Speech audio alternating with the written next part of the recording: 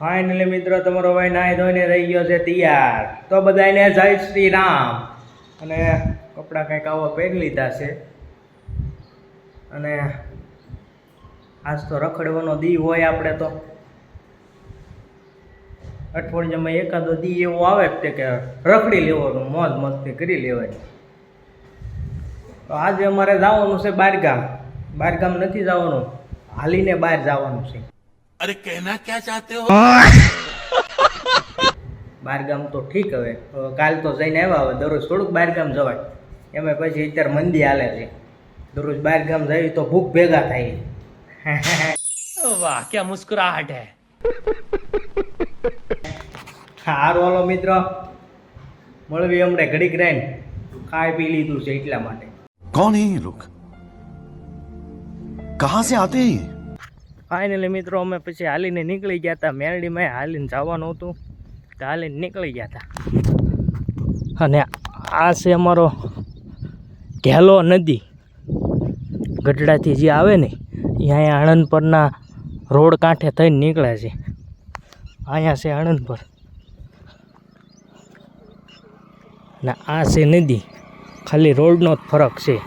આટલો રોડ રહ્યો, આ કાંઠે ઘેલો, આ કાંઠે ગામ છે. બાકી એટલો જ ફરક છે. ને હજી તો 8 ને 10 થઈ છે તો તડકો બહુ લાગે છે, પણ બહુ તડકો છે અત્યારે. હજી તો 2 કિલોમીટર હાલવાનું છે તો થાકી જવાના છે તડકાના. ફાઇનલી મિત્રો અમે અડધે પહોંચી ગયા છે ને આ હજી નવા નાળાનું ઓપનિંગ થઈ ગયું છે ઘેલડીએ. અધવશ્ય પહોંચ્યા હતા તો થાકી ગયા. બહુ તડકો લાગે છે હો. હજી તો 8:30 જ થયા છે તો તડકો એટલો લાગે છે.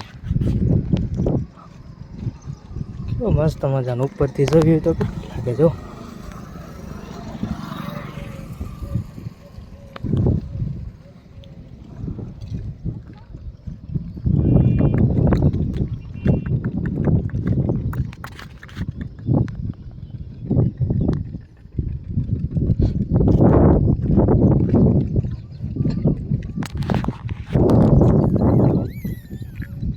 ઘેલામાં પાણી ભર્યું છે હો ભાઈ. અમે જો અહીં એક મશીન હાલે છે, અહીંયા એક મશીન ચાલુ છે. આખા ઓલામાંથી એક જ જગ્યાએ મશીન ચાલુ છે, કારણ કે અહીંયા કર્યો છે સાહટિયો. એ લોકો પાણી પાતા હોય કે નહીં એટલા માટે. તો પાછા ધીરે ધીરે હાલવા મળવી. હવે અમે તડકો થાય તો પહોંચી જાવી. હવે 1.5 કિલોમીટર રહ્યું છે ખાલી.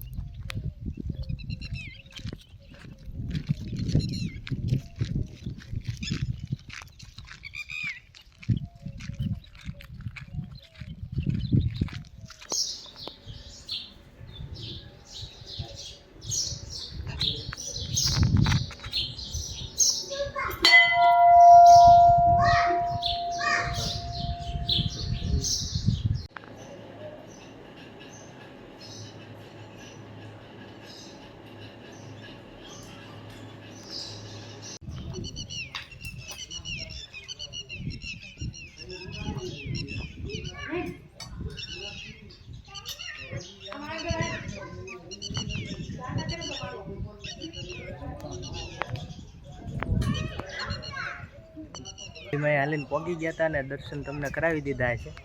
આ છે અમારા અર્જુનભાઈ, અમને લેવા આવ્યા છે ને ભાઈ શરમાય છે બહુ હો વિડીયોમાં આવવા. ક્યાં ભાઈ? હા, ગાડી લઈને આવી ગયા છે ભાઈ. અને હવે અમે જાવી છીએ પાછા ઘર તરફ. તો અમે ઘરે આવી ગયા હતા અને તડકો થઈ ગયો તો 9 વાગી ગયા છે, કારણ કે 9 વાગ્યા થાય છે ત્યાંથી નીકળ્યા હતા. 9:30 રેખું થયું છે ઘરે પહોંચ્યા છું ત્યાં. બહુ તડકો હતો. 9:30 થયા હતા, બહુ તડકો થઈ ગયો હતો. અને આપણે જવાનું છે હવે ખેતર. ગામમાં એક જણાએ તલ કર્યા છે ને અમારા મમ્મીની દાડીએ ગયા છે તો ત્યાં આપણે જોવાના છે, તમને તલ દેખાડવી. વાઢવા ગયા છે તો એ તલ કઈ રીતે ખેરવે મેં તો કોઈ દર નથી જોયું, પણ આ જઈને જોવાનું છે પહેલી વાર. તો બ્લોગમાં જોવા માટે બન્યા રહીજો. ફાઇનલી મિત્રો અમે રોડ વચ્ચે છે ને આ નીકળ્યું ને બદામ શેકનું, તો બોમ્બે ચોપાટી એટલે બદામ શેક પીવા અમે ઊભા રહી ગયા હતા. આવ્યા હતા ખેતર અને બદામ શેક પીવા ઊભા રહી ગયા છે. જોઈ શકો છો તમે, જે કોઈને તડકાનો પીવો હોય એ હાલો. આવા કંઈક તલ હોય છે,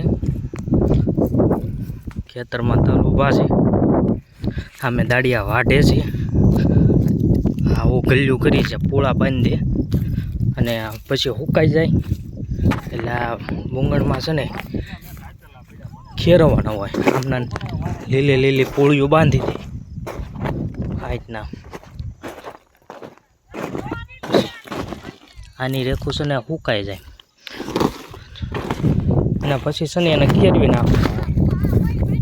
તો આવું બધું હોય. હવે ઢગલીઓ થઈ ગઈ છે અને તલ કંઈક આવા હોય, કાળા થઈ જાય, ઉકાઈ જાય ટૂંકમાં. પછી આની અંદરથી ખેરવવાના એટલે તલ કાળા તલ છે ખેરવી નાખે.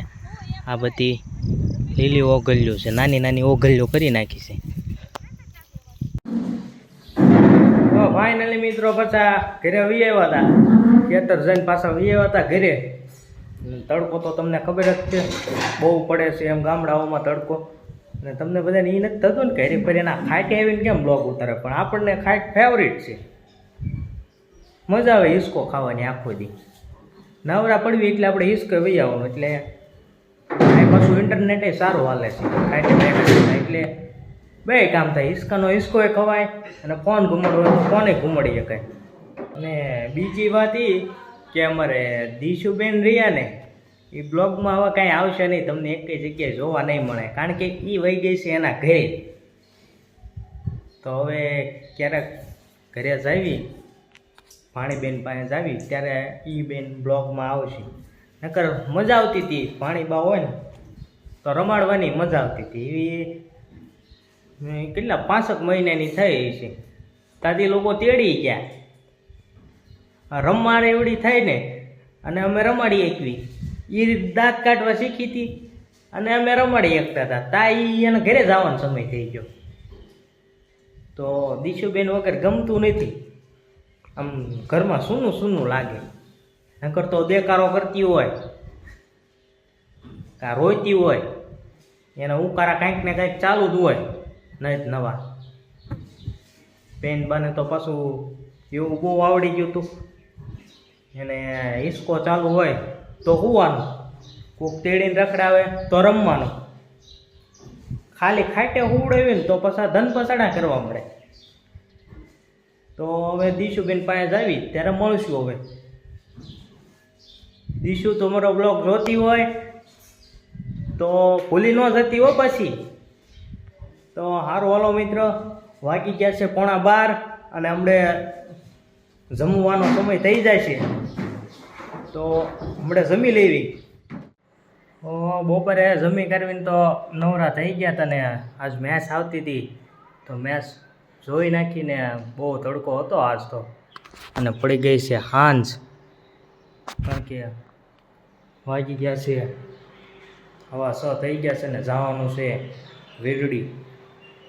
ત્યાં રામદેવ પીર બાપાનો પાટોત્સવ છે એવું કંઈક છે.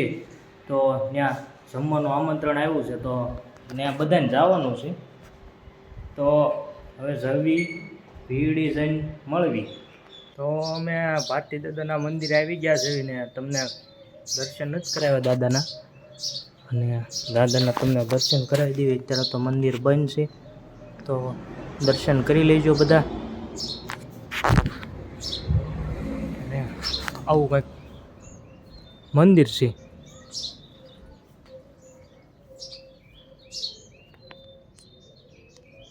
હેરો દાદાની કાસળી છે.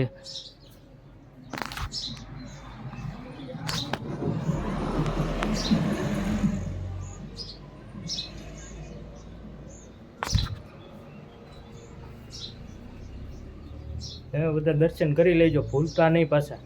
અને આપણે જવાનું છે અહીંયા બજરંગદાસ બાપાની મઢીએ, ન્યાય તમને દર્શન કરાવી દેવી હારવાર. બજરંગદાસ બાપાના મંદિરે આવી ગયા છે એને, તમને બજરંગદાસ બાપાના પણ આ દર્શન કરાવી દેવી.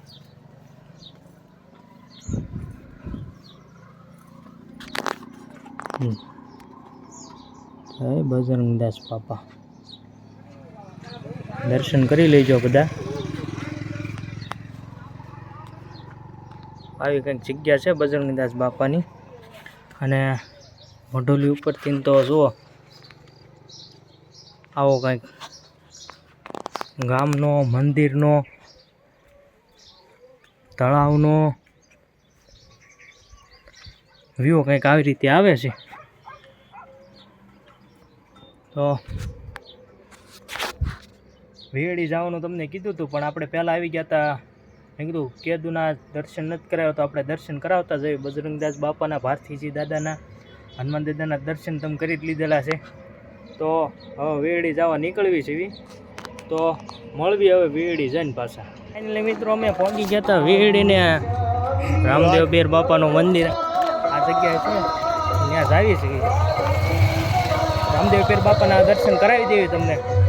વિડીયોમાં જોવા માટે બન્યા રહેજો.